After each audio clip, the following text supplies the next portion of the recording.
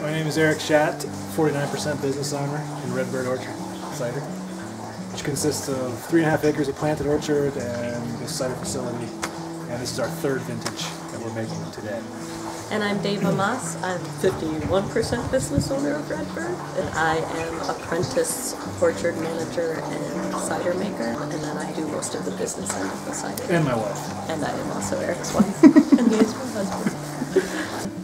I became interested in orchard growing because I love apples, and I became interested in hard cider because it was an old history that needed to be rekindled.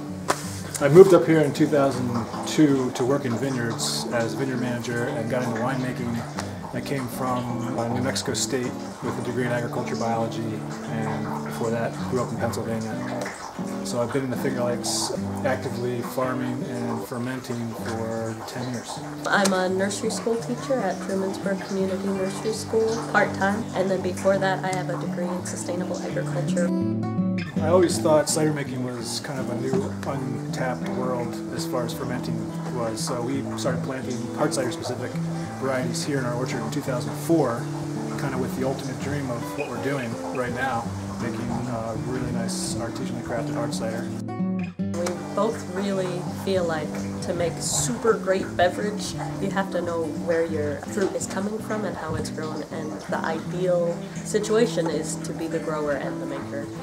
And between the two of us, we're able to do that. Yeah, the Groundswell program was great for me because it really solidified how to develop a business plan, which was something I didn't have any skills in. And so we did that, and it kind of allowed us to have a plan, have a future plan, and with that business plan we also were able to go to Alternatives Federal Credit Union and secure a business loan, which has allowed us to build this addition and buy a nice press and tanks and kind of propel the business forward. So for me, that was the missing link 4 years ago that now is great.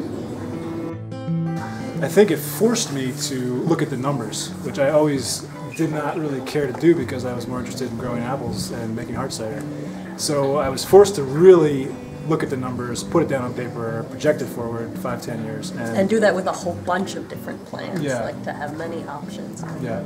Having Eric take the class and come home like every other week with homework to do, and that we could work on together with really guided questions, it was so useful. I was kind of blown away with the class and how much Eric got out of it and how secure it made me feel in moving forward with everything. It made decision making a lot easier, and it made everything going forward easier. I hate to say it, but yeah, numbers are important. But I think, yeah, follow your passion, do what you want to do, and then really try to use, whatever you can to formulate a really solid idea and plan and structure, and then, meld those two things together. I would also say get experience doing what it is you want to be doing. Apprentice, work with somebody else. It might seem from the get-go like, oh, they decided to do an orchard and a cider and here they are, but Eric's got years of fermentation experience and doing other things, and I have an ag background, and I think you can learn so much from other people and from working in the field for a while and really see if it is what you want to do.